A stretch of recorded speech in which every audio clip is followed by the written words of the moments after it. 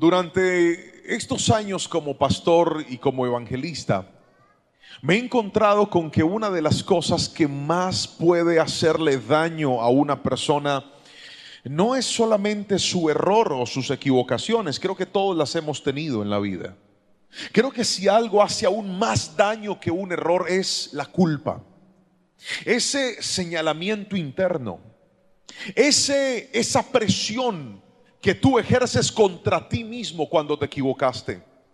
Y cuando sientes que por ese error que cometiste recientemente o en tu juventud o en tu ministerio te está acusando al punto de hacerte creer que ya no hay nada que hacer, que por haber fallado en tu hogar estás condenado a estar solo y a ser infeliz en tu vida marital o en tu vida sentimental, a pensar que por haber perdido tu virginidad cuando eras un jovencito o una jovencita, de la manera que la perdiste, con la persona que la perdiste, ya sencillamente no vales lo mismo que valías antes, cuando estabas consagrado, cuando estabas puro. Que tú, que de repente planeaste tener una familia unida y hermosa y darle un buen padre a tus hijos o darle una buena madre a tus hijos, te topaste con que tu primer hijo llegó resultado de una fornicación, resultado de un error, y ahora estás levantando solo o sola a tu hijo, y a veces te culpas y dices: ¿por qué no fui más sabio? ¿Por qué no fui más prudente? ¿Por qué no esperé? ¿Por qué no hice caso? Y ahí solo en la intimidad te castigas y te golpeas por tus errores. Le pregunté a Dios qué quería que hablara hoy, y el Señor plantó en mi corazón esta palabra, porque sé que hay gente que agarró lo poquito que tenía y decidió seguir viviendo y decidió seguir luchando, pero internamente dicen: ¿por qué yo aborté cuando era un joven? ¿Por qué yo aborté ese bebé cuando estaba jovencita, llena de temor y de miedo? Y cada vez que escuchas la palabra aborto y eres consciente que fue matar la vida de un ser, que fue acabar, que fue terminar la vida de una persona inocente, te culpas y te señalas. Y no estoy haciéndole una defensa al pecado en este momento. No vine a decirte que puedes pecar libremente y que nada va a pasar, no. Pero creo que suficiente hay a veces con recordarle al pecador que su pecado le va a destruir la vida. Hay gente que ya lo ha comprobado. Hay gente que se observa y dice: pastor, yo soy consciente que no estoy donde debería estar por todos los errores que cometí. Yo soy consciente que no tengo lo que debería tener por todos los errores que cometí. Pero querido hermano, quiero que me escuche. Yo tengo un Jesús que perdona al pecador. Yo tengo un Dios que cuando ve al que se equivocó le dice: aunque fallaste, aunque te equivocaste, todavía mis planes no se han acabado contigo. Todavía puedo hacer algo nuevo para ti. Y yo vine hoy a decirte en este altar: este lugar hoy va a ser testigo de la misericordia y del perdón de Dios sobre el pecador. Este altar hoy va a ser testigo de aquellos que, aunque fallaron, quiero decirte: todavía tienes esperanza. Si alguien lo quiere, levante la mano y gríteme un fuerte amén, por favor. Todavía hay esperanza. Si va a aplaudir a Jesús, hágalo con fuerza, porque Él es el Dios de misericordia y de bondad. Salmos capítulo 25, versículos 5 al 10 es la cita en la que me voy a basar para esta enseñanza. Salmos capítulo 25, versículos 8 al 10 dice: el Señor es bueno y hace lo correcto. Les muestra el buen camino a los que andan descarriados. Guía a los humildes para que hagan lo correcto. Les enseña su camino.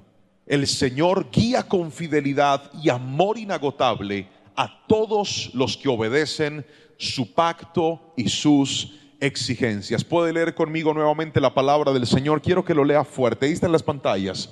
1, 2, 3. El Señor es bueno y hace lo correcto.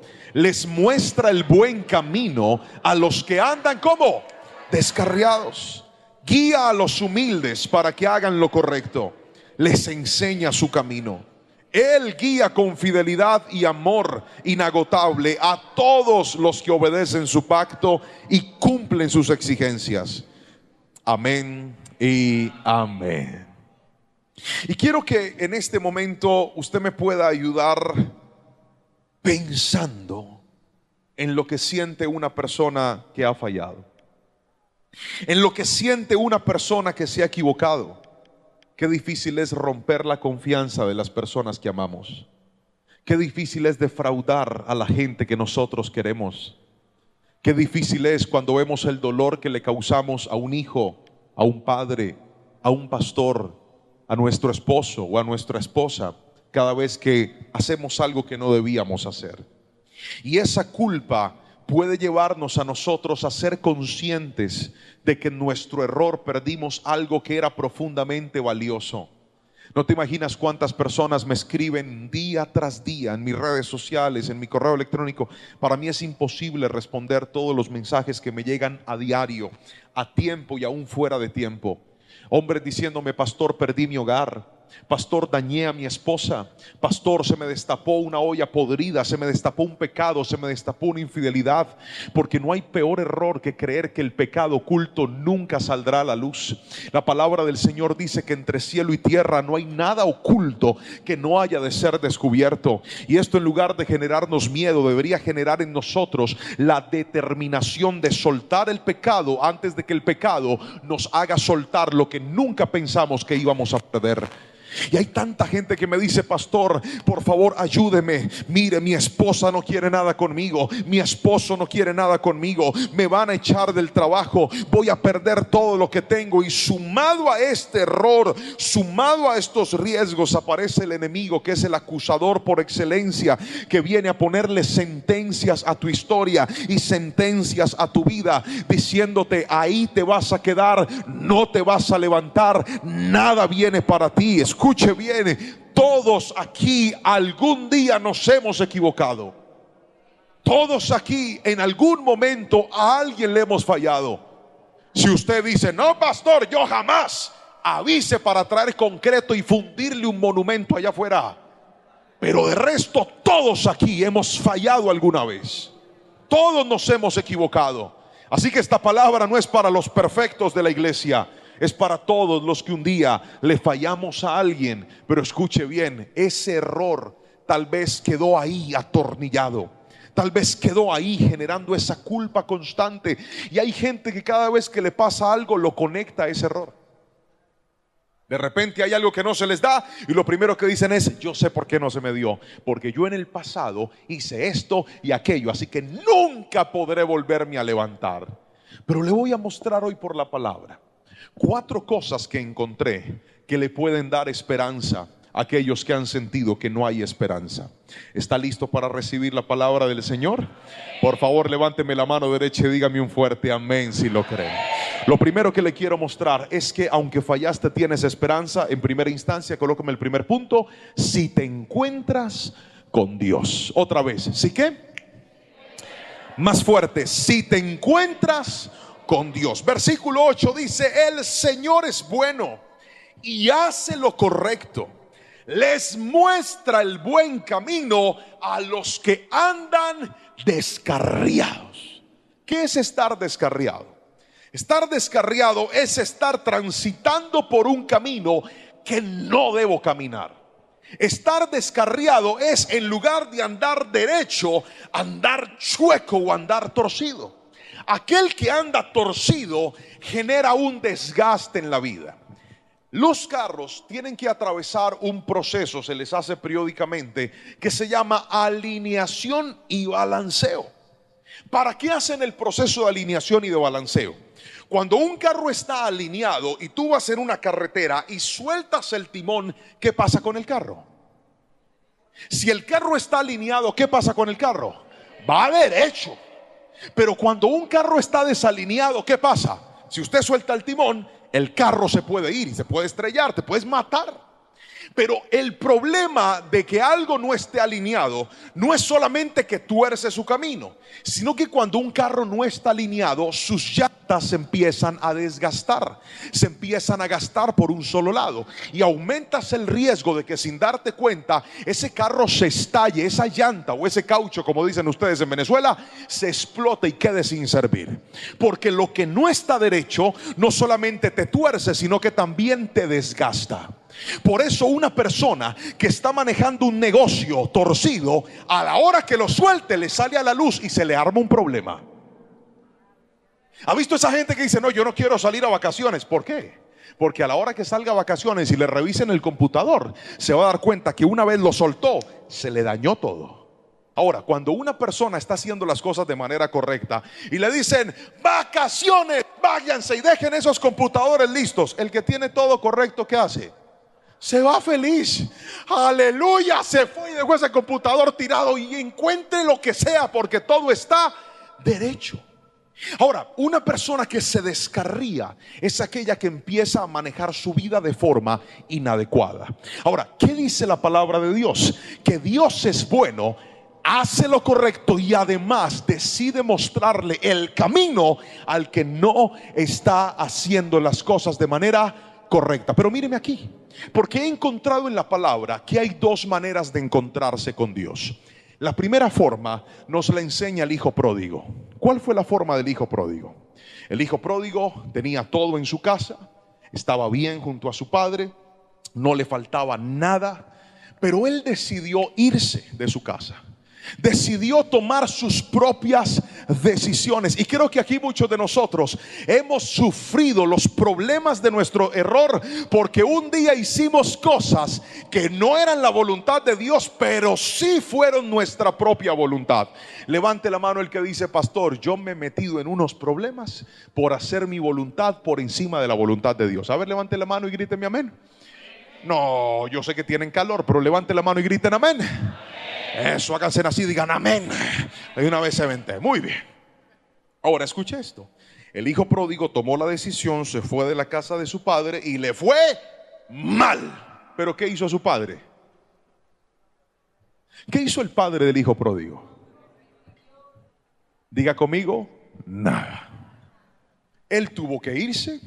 Él tuvo que estrellarse contra el mundo. Él tuvo que sufrir las consecuencias. ¿Y qué hizo su padre? Nada, su padre se quedó esperándolo. Y fue este muchacho el que una vez entró en sí, recapacitó y dijo, a mí ¿qué me está pasando? ¿Yo por qué me fui de la casa de mi padre? ¿Yo por qué cometí este error?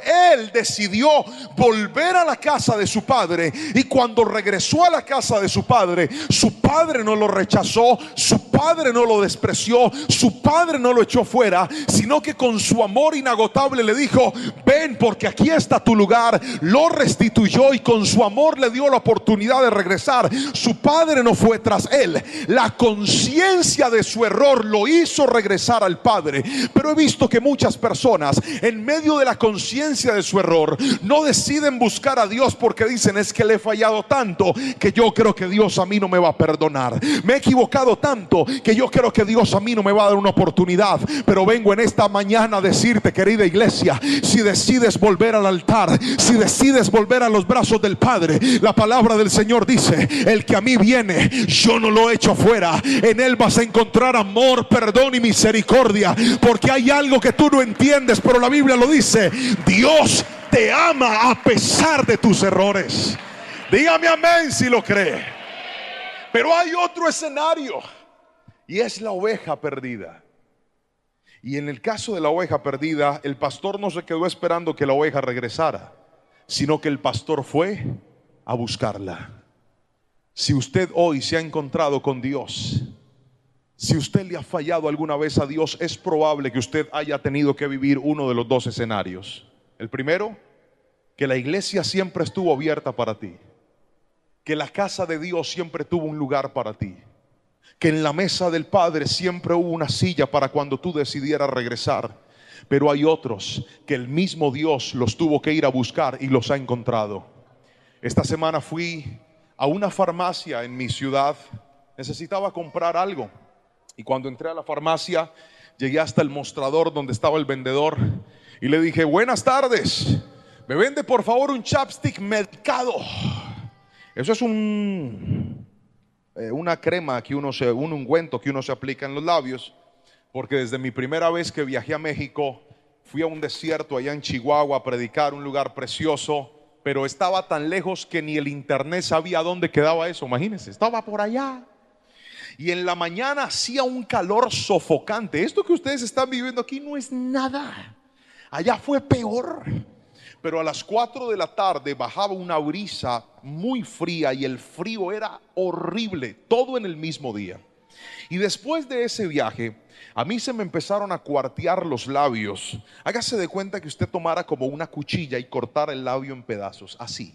Y yo quedé con eso después de ese viaje. Así que cada cierto tiempo a mí se me irritan los labios y solamente hay un medicamento que me ayuda a estar bien, y es ese chapstick medicado. Entonces yo lo fui a comprar. Llegué a la farmacia y dije: buenas, ¿podría venderme por favor un chapstick medicado? El vendedor se queda así, me mire, hace esto. Yo me quedé mirándolo y le sonreí y dije: ¿me puede vender un chapstick medicado? Él quedó congelado, hace así. Fue un minuto incómodo.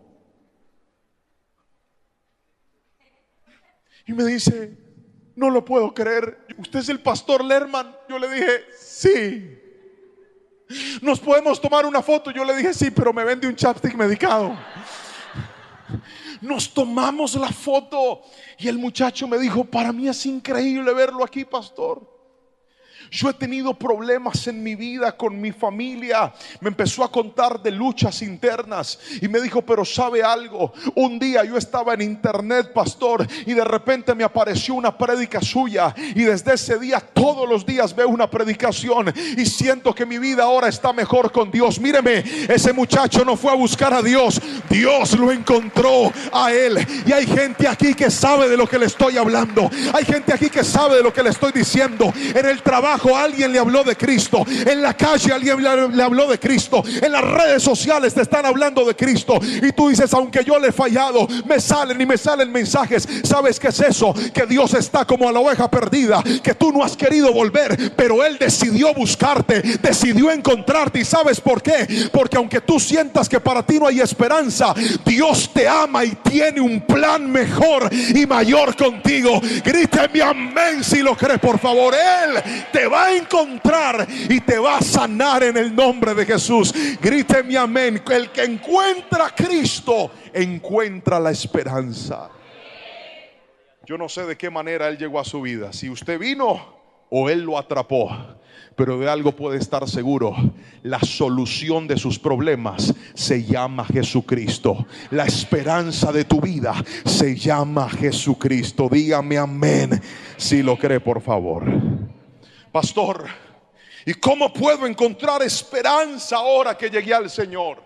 No sé si ha notado que desde que usted se ha pegado de Dios, tal vez materialmente hay cosas que no han cambiado.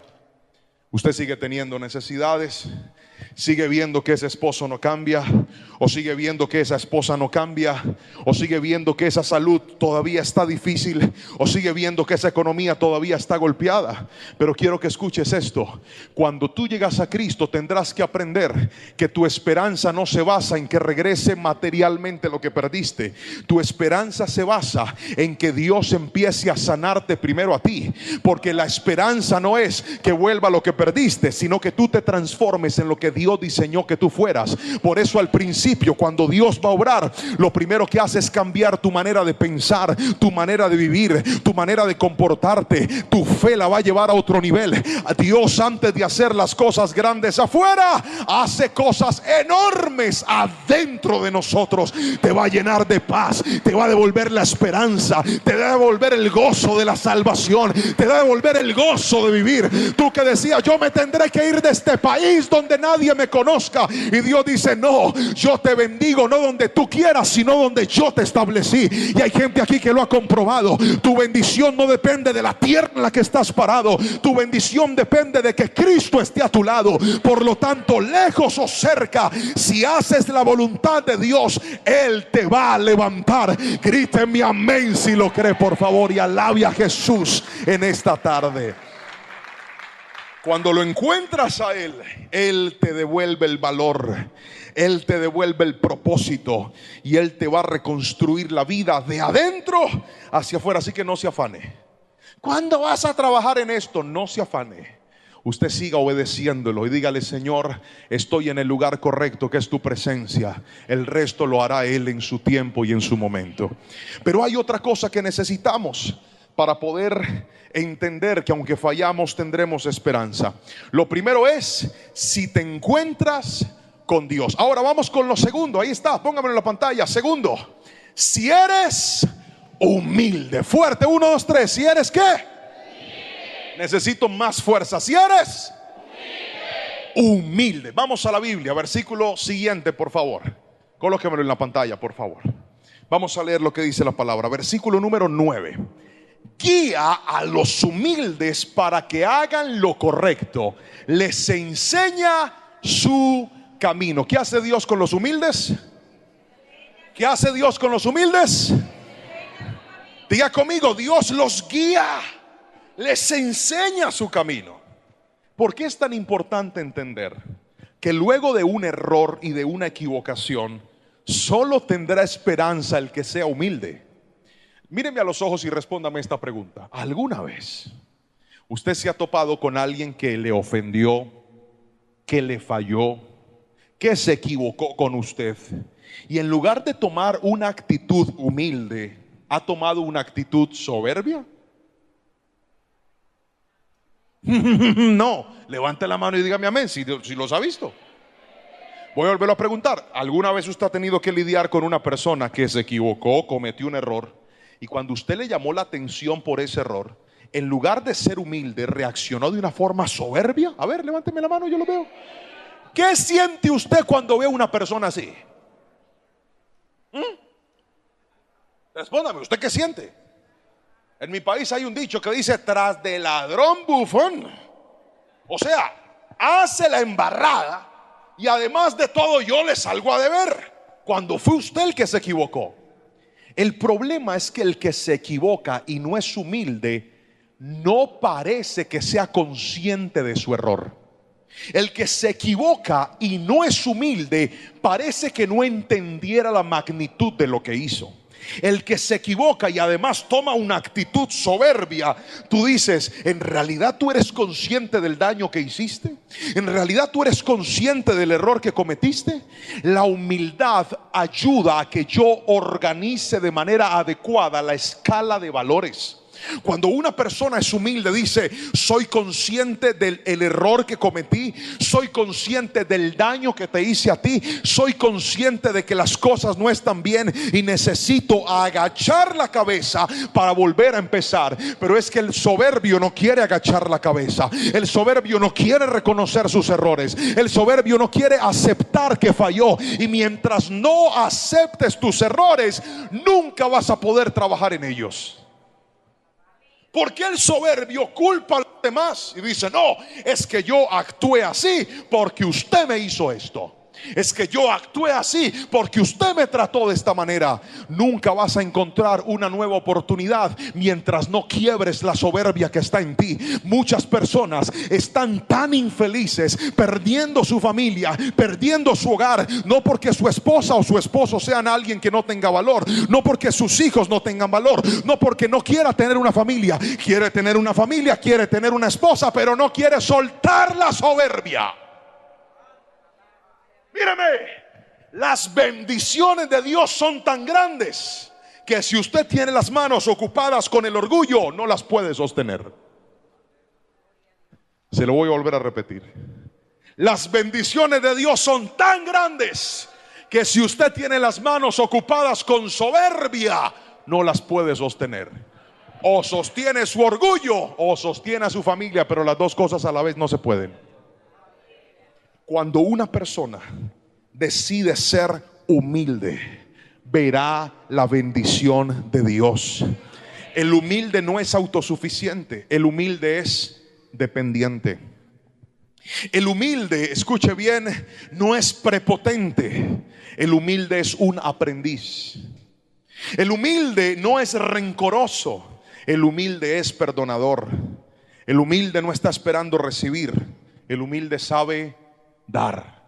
Cuando una persona camina en humildad, va a poder vivir en paz y va a poder ver cómo Dios levanta su vida otra vez. Yo soy padre de 2 hijos y créame, Han habido momentos en donde les he tenido que llamar la atención porque ellos se han equivocado, han fallado como todos en algún momento de la vida.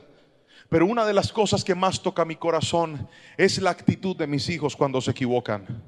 Un día me senté a llamarle la atención a Jerónimo y le dije: tú no debiste hablar así, tú no debiste haberte expresado de esa manera, tú no debiste haberle respondido a tu mamá de esa forma, Jerónimo. ¿Tú eres consciente de que te equivocaste? Agachó la cabeza y me dijo: sí, papi, yo sé que me equivoqué. ¿Me podrías perdonar, por favor? ¿Qué le digo yo? ¿Qué le digo yo al pelado? Tiene que tener el corazón muy duro para decirle: no. Pues claro que te perdono, porque el que responde con humildad recibe gracia. Pero mucha gente se equivoca, le llaman la atención y se enojan, no hablan, se aíslan, se van, se marchan y se hacen los dignos. Así nunca vas a tener esperanza en tu hogar mientras no aprendas a ser humilde de corazón. Hace un tiempo yo tenía que hacer un viaje para Europa y llegué al aeropuerto, estaba en mi fila haciendo el counter. Llego donde la muchacha y la iglesia que me había llevado había comprado dos reservaciones diferentes. En una reservación estaba mi vuelo de ida y en otra reservación estaba mi vuelo de regreso. Entonces yo llegué al counter de la aerolínea y me dijeron: ¿dónde está su reserva? Yo se las mostré y me dicen: señor Juan, necesitamos ver su reservación de regreso. Yo no tenía el código de reserva, empecé a llamar allá a Alemania, hasta donde iba a llegar, a los hermanos, y les dije: por favor, necesito el código de reserva. No me contestaban. Entonces la muchacha me dijo: hágase a un lado, arregle el asunto y cuando ya tenga su número vuelve, que yo lo voy a atender sin necesidad de que haga fila. La fila estaba larguísima. Yo me fui, Dios tocó el corazón de los hermanos allá, finalmente me contestaron y llegué, me hice por un ladito para que me atendieran, y cuando estaba ahí la muchacha me hizo señas para que me acercara y me llamó picándome el ojo, me dijo. Entonces yo fui, pasé, y cuando yo voy a pasar había un hombre al lado, se veía que era un europeo así, con mala cara, calvo, sin nada de cabello, como varios de los que estamos aquí, que Dios les brille esa cabeza así. Y el tipo me dice: hay que respetar la fila. Y cuando me dijo eso, yo lo volteé a mirar con una cara, hermano. ¿Cuántos saben mirar feo aquí? Levante la mano. Otra vez, levante la mano el que sabe mirar feo, que dice: pastor, tengo una habilidad especial, con la mirada yo los destruyo. Ese día yo no sé mirar feo, pero ese día lo logré. Lo miré horrible. Y la muchacha le dijo al Señor: qué pena, Señor, pero él está aquí porque llegó antes que usted y yo le dije que cuando llegara yo lo iba a atender. Yo lo volteé a mirar y le dije, casi le digo chusma, pero yo no sé si él sabía qué significaba eso. Pasé adelante y me atendieron y yo me estiré como un gallo para que respete, porque a los hijos de Dios no se maltratan, nadie los maltrata. Hice ahí mi proceso, cuando de repente alguien me toca la espalda y yo volteo a mirar. Era el mismo señor, este pelón, el calvito, y me dice: caballero, por favor, perdóneme.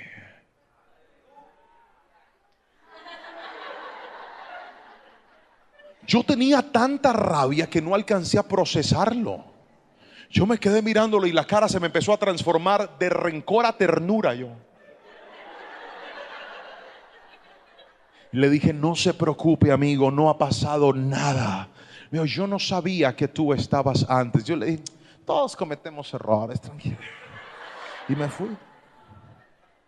Pero qué lección me dio ese señor. ¿Qué lección me dio ese tipo a mí? Porque a veces nosotros creemos que es más digno el que tiene la razón, pero he aprendido que es más poderoso el que tiene humildad. A veces creemos que es más imponente el que habla más duro o el que dice: yo tengo derechos, pero he visto que hay más autoridad en el humilde que sabe que tiene deberes.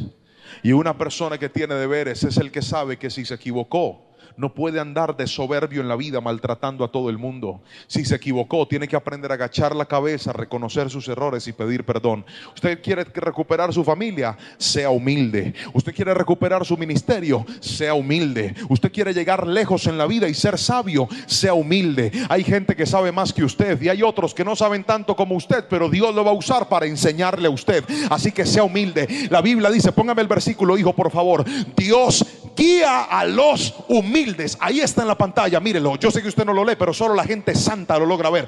Dios guía a los humildes. Otra vez, diga conmigo, Dios guía. Fuerte, diga, Dios guía a los humildes. Cuando usted ve a un soberbio, ni se arriesga a darle un consejo. ¿Por qué? Porque usted dice, si yo le doy un consejo a un soberbio, ¿cómo responde un soberbio? Mire, gracias, pero yo veré cómo hago mis cosas. Gracias, pero yo tengo la razón. Gracias, pero yo veré cómo manejo mi vida. Y por eso hay gente que se está estrellando contra el mundo, porque no se ha dado cuenta que la clave para poder salir adelante, la clave para poder volver a empezar, es aprender a ser una persona humilde. Si fallaste, si te equivocaste, aprende a reconocerlo, que es de humildes y de valientes reconocer sus errores, volver a empezar y saber que Dios dice en su palabra que Él da gracia a los humildes, pero a los altivos los mira de lejos. Yo no sé si alguien aquí dice conmigo, Señor, dame humildad y ayúdame a entender, a aceptar y a volver a empezar cada vez que sea necesario. Gríteme amén y alabe a Jesús si me está entendiendo, por favor. Si somos humildes.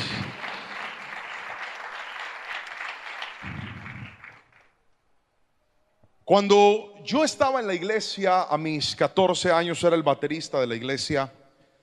Y resulta que sucedió algo en la comunidad donde nosotros estábamos. Yo me fui, pero no me fui porque el Señor me dijo, me fui porque yo estaba enamorado de la hija del pastor. Y yo dije, de pronto el Señor me ayuda, ya que no sabe, no me ayudó.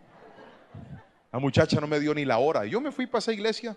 Eso nunca logró consumarse. Repito, lo que no se edifica en los parámetros de Dios es muy difícil que prospere. Es muy difícil.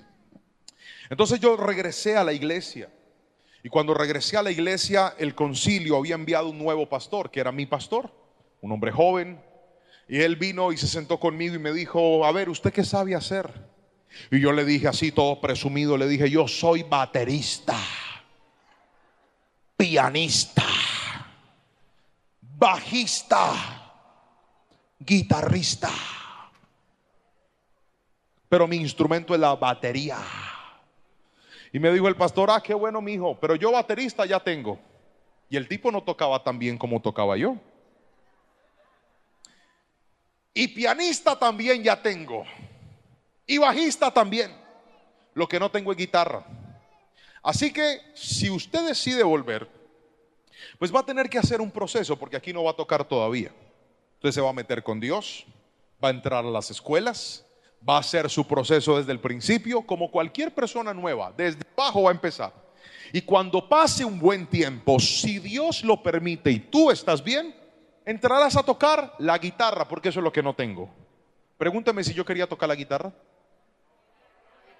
Pregúnteme si yo quería tocar la guitarra. ¡No! Yo me puse de presumido a hablar de guitarra, pero yo quería la batería. Yo no quería la guitarra, yo de bocón me puse guitarra. Tuve que empezar el proceso desde abajo como si yo no supiera nada de la Biblia. Desde el principio ahí, ¿qué es la salvación? A ver, ¿qué es la salvación? ¿Y qué es el bautismo? Y todo desde abajo. Pero ¿sabe qué hacen esos procesos en nosotros? Probar nuestros niveles de humildad. Porque si usted cuando va a reiniciar la vida no es capaz de empezar desde el principio, eso demuestra que usted no es humilde. Porque yo no entré a esas escuelas a aprender algo que yo ya sabía. Yo entré a esas escuelas a desarrollar algo que yo no tenía y se llamaba carácter. Y empecé desde el principio. Y cuando terminé el proceso, casi un año después, me dicen, bueno, mijo, aquí está la guitarra. Me pasan una guitarra más vieja que la mente y los resabios del diablo. Fea, con esas cuerdas oxidadas que nunca las habían limpiado. ¿Me entiendes tú? oxidadas. ¿Qué hacen las cuerdas oxidadas? Le ensucian los dedos, le cortan los dedos. Es horrible y me pasan esa guitarra. Tome, mijo, no hay más. Y yo en el primer culto ahí emocionado tocando a guitarra desbaratada. Y ahí me tocó empezar. Pero ¿sabes algo?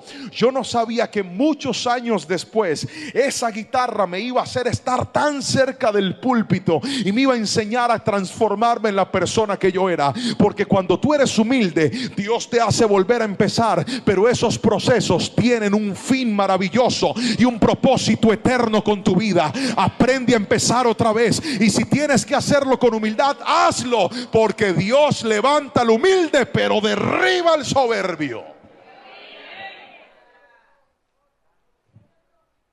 Así no diga amén. Así es. Dele un aplauso a Jesús, por favor. Humildad. Pero hay algo más. Aunque fallaste, tienes esperanza. Tercero, ahí está el tercer punto. Si decides obedecer. ¿Puede repetirlo fuerte conmigo? 1, 2, 3. Si decides obedecer. Recuerde que hoy le estoy hablando a todos aquellos que por un error sienten que no hay nada que hacer. Y hoy te quiero decir en este punto: si tú decides obedecer, hay esperanza para ti. Mire lo que dice la palabra del Señor. Colócame en el versículo 10, por favor. Versículo 10. El Señor guía con fidelidad y amor inagotable a todos los que obedecen su pacto y cumplen sus exigencias. ¿Puede leer la palabra fuerte? 1, 2, 3. El Señor guía con fidelidad y amor inagotable a todos los que obedecen su pacto y cumplen sus exigencias. Querido hermano, el obediente es aquel que sabe reconocer las normas. El obediente es aquel que donde llega busca los parámetros a seguir. El obediente es aquel que reconoce cuáles son las directrices. El obediente es aquel que no solamente tiene una disposición, sino que también tiene un conocimiento de la norma. Hay gente que está dispuesta a obedecer, pero no sabe qué obedecer. Permítanme usar un ejemplo para explicárselos. Hace unas semanas tuve que ir a una ciudad de mi país, al sur del país, que se llama Pasto. Tenía que ir a capacitar a un grupo de ministros en un área en específica de la iglesia. Y cuando llegué al aeropuerto, la hermana que me fue a recoger me hizo la siguiente pregunta. Me dijo: pastor, ¿quiere manejar mi carro? Y yo le dije: claro, hermana, yo manejo. Y me dijo: es que yo manejo muy despacio, pastor. Este carro está chiquito, pero yo creo que usted maneja rápido. Yo le dije: claro que sí, hermana, a mí me gusta la adrenalina. Y mira el carro. Este es el mismo carro. Les pedí una foto y me la mandaron. En esta nave me fui para Pasto desde el aeropuerto. No me metí, me encapsulé. Acomodé una pierna, acomodé la otra, corrí la silla. Ahí yo quedé. Hermano, donde yo medio me moviera, ahí me rompía un hueso porque estaba chiquito. Y le dije: hermana, ¿lista? Ella me miró así y me dijo: de una, pastor. Y yo: vamos. Prendí el carro y arranqué como si me lo hubiera robado. Manejé por todas esas vías y esas carreteras. Cuando llegamos a la ciudad, había un retén de policías y nos pararon. Dijeron: yo paré, bajé el vidrio y el policía me dice: buenos días. Y yo ahí todo encapsulado le dije: buenas. Y me dice: ¿usted sabe que hoy este carro no puede circular? Porque resulta que en esta ciudad hay una medida que se llama pico y placa. Y es que según el número en el que termine la placa, hay días que no debe transitar. Y yo no sabía. Y me dijo: este carro no puede transitar. Y yo le dije: señor agente, yo no sabía. Vengo de otra ciudad. Y la dama me dijo que si yo quería manejar. Y yo le dije que sí, pero yo no sabía. Y me dice: pues no importa. Esto da inmovilización de este vehículo. Y esa hermana empezó: hay poder en la sangre de Cristo, Señor, perdónanos. Pastor, qué vergüenza con usted. Yo le dije: hermana, tranquila, yo no sabía. El guarda se fue y luego llegó otro policía. Cuando llegó el policía me dijo: ¿usted sí sabía que este carro no puede moverse? Yo le dije: Señor, yo no sabía. Si yo hubiera sabido, jamás lo hubiera manejado. Porque yo sé obedecer, pero yo no sabía, yo no vivo en esta ciudad. Y me dice: ¿y usted a qué se dedica? Yo le dije: yo soy pastor. Espérese a ver qué dice mi capitán.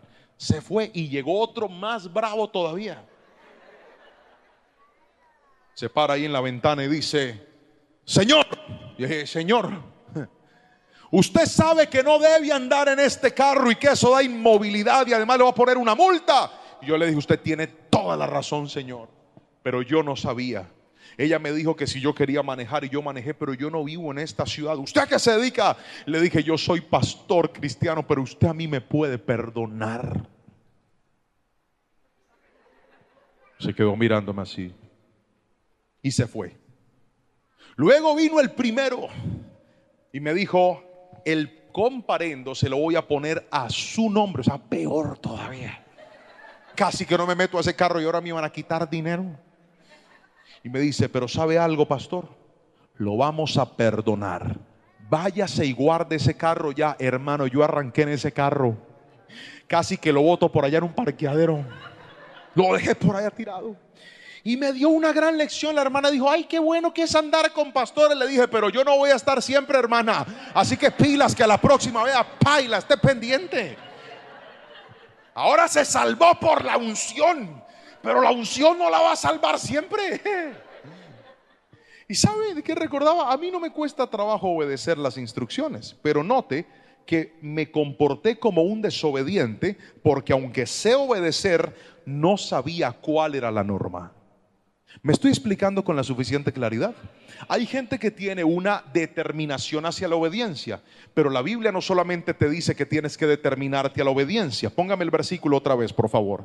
La Biblia también dice que Dios muestra su amor y su fidelidad a todos los que obedecen su pacto y cumplen sus exigencias. La pregunta es: ¿usted sabe cómo quiere Dios que usted se comporte? ¿Usted sabe qué es lo que la Biblia dice que usted debe hacer y qué es lo que no debe hacer? Pastor, ¿y cómo hago para aprenderlo? Por eso es que necesitamos congregarnos. Por eso es que necesitamos leer la palabra. Por eso es que necesitamos aprender cada día más de Dios. Porque cuanto más aprendes, más se desarrolla tu obediencia y más entiendes qué es lo correcto y qué no es lo correcto. Pero hoy te voy a decir en el nombre de Jesús: si tú decides caminar en obediencia, si tú decides volver a honrar a Dios, si tú decides volver a seguir sus exigencias, sus parámetros y sus normas, yo creo que para ti hay esperanza en el nombre de Jesús. Y Dios te va a levantar otra vez, y Dios te va a fortalecer otra vez, y Dios te va a devolver esa familia, y Dios te va a devolver ese hogar. Pero tienes que aprender a conocer y obedecer sus mandamientos. Si me estoy explicando con la suficiente claridad, dígame amén, por favor. Y teníamos un viaje a Estados Unidos con mi esposa, y el pastor que organizó el evento, de forma muy amable, supo por los videos, intuyó que yo era alto y muy amablemente me compró en todos los vuelos sillas de emergencia, porque él dijo: como eres tan grande, en las sillas de emergencia pues te vas a poder estirar mejor. La verdad, yo nunca exijo nada cuando voy a un lugar, y estuve muy agradecido con el gesto. Cuando llegamos al aeropuerto, salimos de Colombia, llegamos a Estados Unidos, teníamos que hacer unas conexiones. Entonces la muchacha del counter me habló en inglés y yo no tengo ni idea qué me dijo. Y me dijo algo como esto: hi, guachu, guachu, guachu, guachu. Yo me paré así serio y yo le dije: yeah. Pasé mi ticket y seguí derecho adelante, con esta cara de americano anglosajón que va, parezco un maya. Pero seguí mi camino. Atrás venía Lorenita. Entonces la muchacha la mira y le dice: hi, guachu, guachu, guachu, guachu, guachu. Y Lorena así dice que: ah.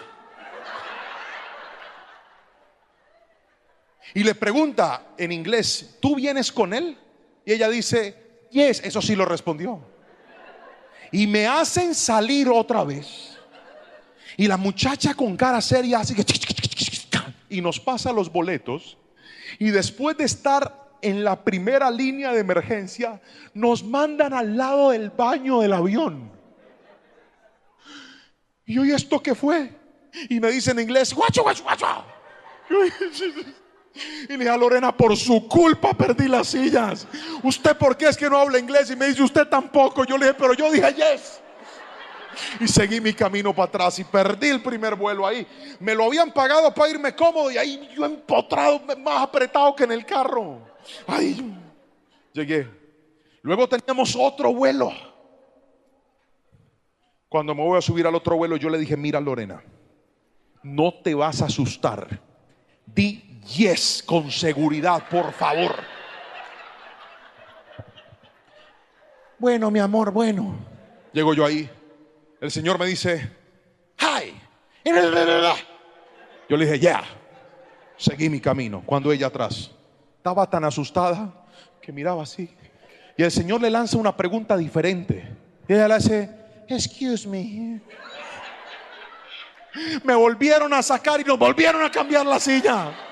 Páquete atrás. Yo decía, Padre, esta señora, si yo hubiera venido solo, Señor, esto no me hubiera pasado por... Llegamos al destino, predicamos, Dios fue fiel. El pastor me dice, ¿cómo te fue con las sillas que te compré? Yo le dije, pregúntele a Lorena. No le quise contar nada. Pero al regreso le dije, mira Lore, tú me vas a hacer el favor y yo por tu culpa no voy a perder esos asientos. No los voy a perder. Así que voy yo adelante y tú vas a hacer lo mismo. Es más, vete tú adelante y yo me aseguro. La muchacha viene ya en el vuelo de regreso a Colombia y le hace otra pregunta en inglés y ella dijo, yeah, siguió. Luego viene ella y me pregunta a mí y ahora el que me enredé fui yo. Y me hace otra pregunta, entonces yo dije, aquí no hay de otra. Voy a imponerme con la seriedad. Y la miré así. Y ella me hablaba en inglés. Y se quedó mirándome más seria, ella así y yo así. Y después le dije, I not speak English. Y me dice, ¡ja! Y nos puso atrás otra vez. La última silla. Cuando llegué a Cali yo no aguanté, yo le conté al pastor y le dije, amigo. Me dijo, ¿qué te pasó? Amigo, me quitaron todas las sillas que tú pagaste. Me dijo, ¿por qué? Yo le dije, porque me hablaban en inglés y yo no entendía. Me decía, amigo, es que como tú estás en una salida de emergencia y estás en otro país, si tú no hablas inglés, no puedes irte en esa silla. Y yo le dije, ¿por qué no me compró unas en español? Yo estaba enojado con Lorenita, pero el problema no era ella, el problema era que había una norma que como yo no la conocía, tampoco la podía obedecer. Míreme, hay privilegios que Dios tiene reservados para usted, pero como usted no conoce las normas de Dios, no los puede disfrutar. Así no diga amén. Aprenda a conocer la palabra del Señor y usted va a ser un buen esposo. Aprenda a conocer la palabra de Dios y usted va a ser una buena esposa. Aprenda a conocer la palabra de Dios y vas a ser un buen padre, una buena madre, un buen hijo, un buen hermano, un buen líder, un buen pastor. La palabra, aprenda a obedecerla y verá el favor de Dios sobre su vida. Y por último, cuarto, hay esperanza para el que falló. ¿Le parece bien si hacemos un resumen hasta aquí? Le estoy hablando de que todo el que se ha equivocado tiene esperanza en Dios. ¿Cuántos dicen amén? Que el que ha cometido errores puede volverse a levantar en el nombre de Jesús. ¿Cuántos dicen amén?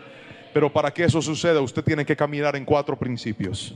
El primer principio es encontrarse con Dios. En este punto le dije que para encontrarnos con Dios pueden pasar 2 cosas. La primera, que usted tome la decisión de volver a Él. O la segunda, que Dios lo busque hasta que lo atrape y lo encuentre, como lo ha hecho con muchos de ustedes. Los arrinconó, ni siquiera iban a venir al Congreso y vino alguien y les pagó la entrada. Aquí están sentados. O sencillamente por razones que ni entienden les apareció esta predicación y dicen: yo no estaba buscando esto, pastor, yo iba a escuchar al Charrito Negro, a Maná, los Aterciopelados, ¿cómo se llaman los de aquí? Al grupo, a ver, un grupo aquí de Venezuela, musical, que no sea cristiano. Los Dabajuros, ¿qué más? Otro, los Cocos de Dabajuro. ¿Cómo más? ¿Cómo llaman esos cosas que me comí yo ayer? Esos deditos de queso. Los pequeños dabajureños. Yo no sé, pastor, yo me metí a escuchar música y ¡pum! Me salió esta prédica. Y no es otra cosa distinta que Dios te está buscando y te atrapó por fin para cambiarte la vida. Alguien dígame amén. Lo segundo es que usted se puede levantar si decide ser una persona humilde. Otra vez, si decide ser una persona ¿qué? O sea, con esa soberbia no vas a ver nada nuevo. Humilde. Lo tercero que le acabo de enseñar es que hay esperanza para todo aquel que decide obedecer. Y para obedecer tenemos que caminar en dos cosas: tener la actitud obediente, pero también el conocimiento de las normas de Dios. ¿Me he explicado hasta ahí con la suficiente claridad? ¿Tiene sentido lo que te estoy diciendo? Muy bien, ahora vamos con lo cuarto y último. Por último, si vuelves a la integridad, hay esperanza para ti si vuelves a la integridad. El versículo 21 del mismo Salmo, Salmo capítulo 25, dice algo muy, muy interesante. Vamos a leerlo. Que la integridad y la honestidad me protejan, porque en ti pongo mi esperanza. Usted sería tan amable, puede leer este versículo bien fuerte a la cuenta de 3, 1, 2, 3. Que la integridad y la honestidad me protejan, porque en ti pongo mi esperanza. Querido hermano, la integridad no es un momento en la vida. La integridad es un estilo de vida. La integridad no es algo que debe estar a veces. La integridad debe estar siempre. Cuando usted es una persona íntegra, usted podrá estar tranquilo en su presente, pero también tranquilo en su futuro. Cuando usted es una persona íntegra, usted puede tener esperanza, porque el que siempre hace lo correcto está tranquilo. ¿Cómo va a tener angustia el que hace las cosas de manera correcta? ¿Cómo va a estar preocupado el que hace las cosas de manera correcta? Note que los que más se angustian en medio de los problemas son los que tienen cosas guardadas. El que tiene cosas ilícitas, el que está haciendo algo que no debe hacer. Una persona que viaja en un aeropuerto cargando algo que no debe cargar, ¿cómo va a volar tranquila? Estaría asustada, estaría angustiada, estaría preocupada diciendo: ¿y qué tal que me descubran? ¿Y qué tal que me encuentren? ¿Y qué tal que me miren? Porque escuche esto: cuando no hay integridad, usted no puede tener una paz total en su vida. Vives en tu hogar con tu esposa, pero si tú tienes conversaciones con una mujer que no es tu esposa, si tú eres feliz siguiendo páginas de mujeres que se muestran casi desnudas, dándoles me gusta y hasta mandándoles mensajes que nunca te va a responder, ¿qué sentirías tú si de repente tu esposa atrapa tu celular? Angustia. Pero el que tiene tranquilidad y el que tiene integridad está en paz. Y el enemigo ha querido venderle a esta generación la idea de que puede vivir una doble vida. Hoy quiero decirte: no. Dios no quiere que vivas una doble vida. Dios quiere que vivas una vida, pero transparente y en paz. Eso es lo que Dios quiere. ¿Sabe por qué hay gente que no se puede volver a levantar aunque lo ha tratado?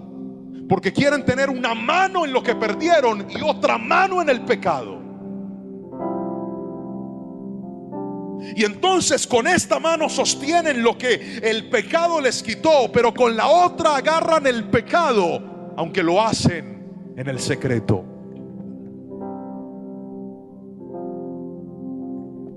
Usted puede engañar a todo el mundo, pero nunca podrá engañar a Dios ni se podrá engañar a usted mismo. Todo pecado oculto le da autoridad al diablo de destruirte. Todo pecado oculto le da autoridad al enemigo de arrebatarte lo que tienes. Usted no se imagina cuántas personas yo he visto que les han dado una nueva oportunidad. ¿Y sabe por qué la pierden? Porque nunca soltaron el pecado que les arrebataba la integridad. Querido hermano, yo no vine hoy a hablarte de tus pecados del pasado. Yo no vine hoy a hablarte de tus errores del ayer. Yo vine a decirte que Dios te quiere dar una nueva vida, pero esa nueva vida no debe incluir lo que antes te destruyó.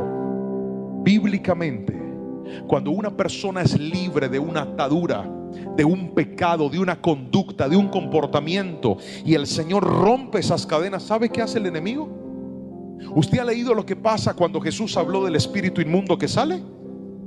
¿Sabe qué pasa con el espíritu inmundo que un día te ató y que salió por la libertad de Cristo? ¿Sabe qué dijo Jesús? Que ese espíritu va a regresar con 7 peores. Míreme, le hablo a aquella mujer que en su adolescencia fornicó, que esa fornicación la hizo quedar embarazada y que producto del miedo decidió abortar. ¿Sabes cuál fue el origen de todo eso? La inmoralidad sexual. El no aprender a poner un límite y contenerte y decir: no eres mi esposo y no es el tiempo todavía. ¿Y sabes qué es lo que está pasando? Que para tú poderte levantar tendrás que seguir batallando contra esa misma atadura llamada inmoralidad sexual, que va a buscarte otra vez, ahora que ya estás grande, ahora que estás casada. Y se va a disfrazar de un exnovio del pasado diciendo: tú tan linda y tan sola, ese hombre, ¿por qué te descuida? Y tú le respondes conversaciones y le dices: sí, es que yo no entiendo por qué no me quiere. Y él te dice: si tú estuvieras conmigo, nada te faltaría. Y usted dice: es que él me habla tan lindo, pastor. Tenga cuidado, que no es él, es la inmoralidad que te quiere volver a destruir la vida. Y la única forma de que tú te levantes firme y tengas una nueva historia es decidiendo volver a la integridad. El pecado es pecado, así parezca dulce. El pecado es pecado, así te haga sentir bonito. El pecado es pecado, así parezca inofensivo. Yo no sé si alguien me está entendiendo en este lugar. Si decides caminar en integridad, ¿sabes qué dice la Biblia? Que la integridad te va a proteger. Te protege. Levánteme la manito si alguno aquí, empezando por este servidor, alguna vez subestimó un pecado y dijo: esto nadie se va a dar cuenta. Levánteme la mano, por favor. Vamos.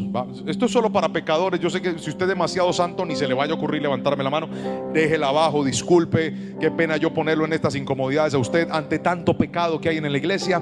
Pero todo el que algún día dijo: yo no creo que pase nada malo, pero se nos pasó, levante la mano. Muy bien. Voy a terminar con una historia. ¿Se acuerdan que ayer les conté que yo fui muy mal administrador? ¿Se acuerdan? De mis tarjetas de crédito.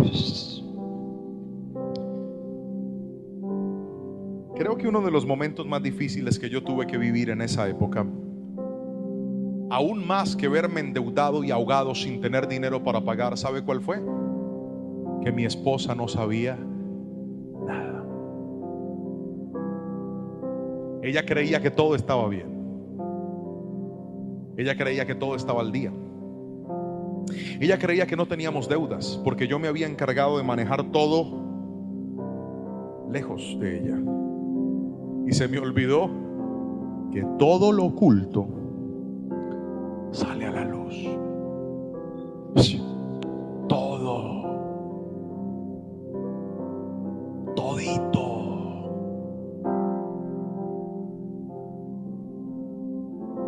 Cuando se destapa la olla podrida, yo vi llorar a mi esposa, decepcionada, con la confianza en el suelo, diciéndome: ¿tú por qué no me dijiste? ¿Por qué no me contaste? ¿por qué no abriste tu corazón y me compartiste esto? Lo hubiéramos arreglado juntos, pero me doy cuenta cuando ya no hay nada que hacer. Y en ese momento yo llegué a pensar de todo. Pensé que ella me iba a pedir el divorcio. Pensé que tendría que renunciar al ministerio, irme a Estados Unidos a trabajar en lo que fuera, lavando carros, lavando platos, cortando jardines, para trabajar, pagar mis deudas y que mi esposa me diera otra oportunidad. Si es que quería darme una oportunidad, la defraudé. Míreme a los ojos. Yo sé que se siente destrozarle la confianza a alguien. Yo también lo hice. Y también llegué a sentir que ya no había nada que hacer, que mi esposa jamás volvería a confiar en mí.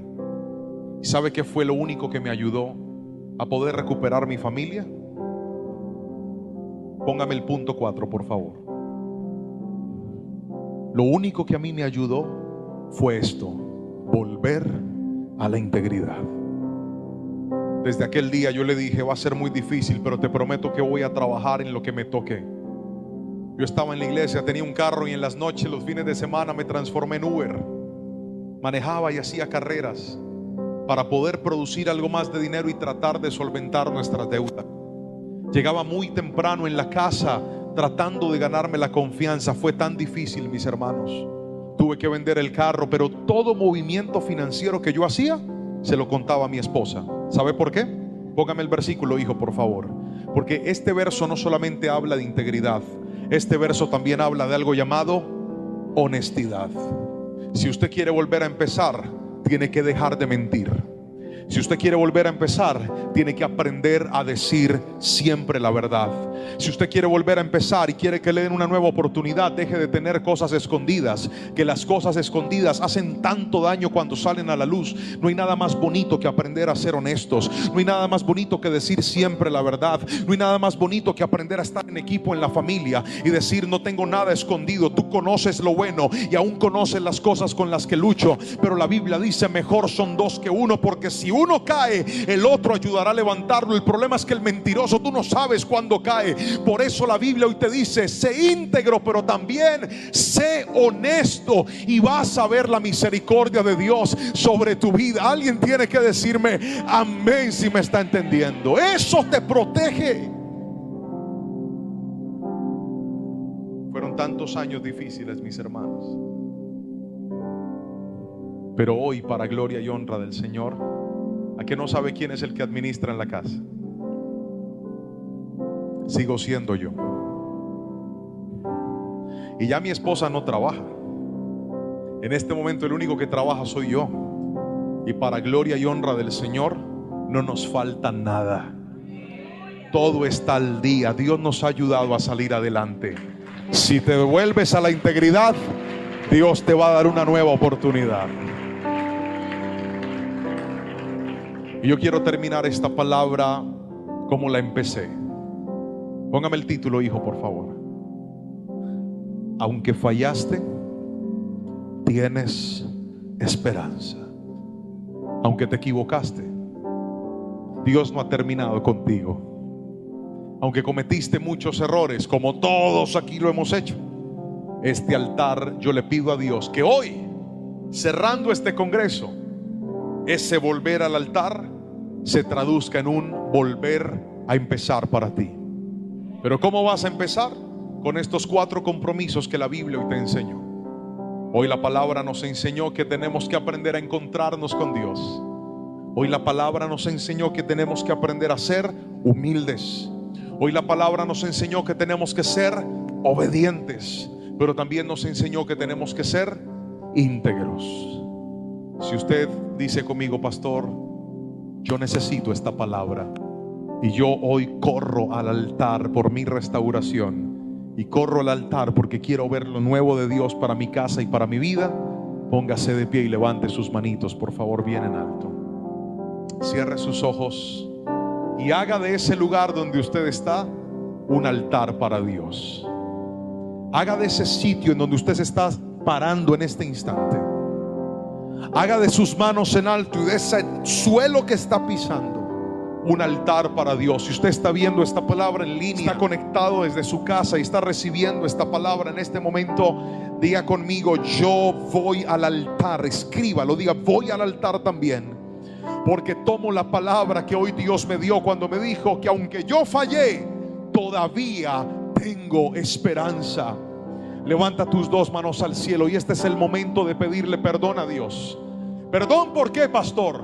Por esas cosas que tú sabes que cometiste, por esos errores que tú sabes que practicaste, pero que hoy la misericordia de Dios te dice: para ti también hay perdón. Abre tu boca y dile: Señor, me arrepiento. Vamos, dile: Señor, me arrepiento y te pido perdón.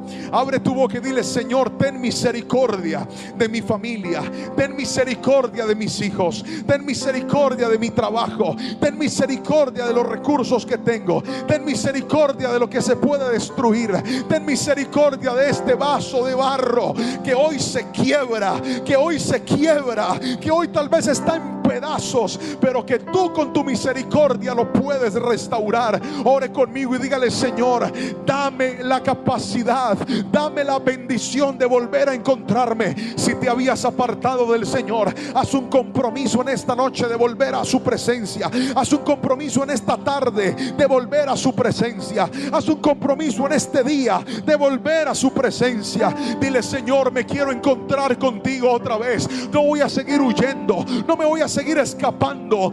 Vuelvo a los brazos del Padre, así tenga la vida hecha pedazos. Vuelvo a ti porque en ti hay esperanza. Abre tu boca y dile: Señor, perdona mi soberbia, perdona mi orgullo, perdona mi arrogancia, y hoy la reemplazo por humildad, hoy la reemplazo por sencillez de corazón, hoy la reemplazo por una vida rendida a los pies de Cristo. Abre tu boca y dile: Señor, enséñame tu palabra para yo poder obedecerte. Vamos, iglesia, ora conmigo y dile: muéstrame el camino para yo poder obedecerte, muéstrame la senda de justicia para yo poder obedecerte y seguir tus pasos. No quiero ser un joven, un adulto, un anciano que se mueva por sus deseos. Quiero moverme conforme a tus parámetros, conforme a tus exigencias, conforme a tu palabra en mi vida. Y por último, Señor, ayúdame a volver a la integridad. Corte con todo pecado, corte con todo lo que está empañando su vida. Vamos, abre tu boca. Solo tú sabes con lo que estás batallando en el secreto. Solo tú sabes con lo que estás batallando ahí en la soledad, lo que nadie sabe, pero Dios lo ha visto. Hoy en el nombre de Jesús renuncia a eso. Si tienes que dejar de hablar con gente, córtalo en el nombre de Jesús. Si tienes que dejar de seguir gente, córtalo en el nombre de Jesús. Si tienes que hacer un alto en ese negocio, páralo en el nombre de Jesús. Pero vuelve a la integridad, porque aún tienes esperanza, porque aunque fallaste, aún tienes esperanza en Cristo Jesús. Levanta tus manos y dile gracias, y dile: soy perdonado, soy restaurado, y en ti tengo una nueva oportunidad, en el nombre poderoso de Cristo Jesús. Si alguien lo cree, diga un fuerte amén, amén y amén. Alabe a Jesús.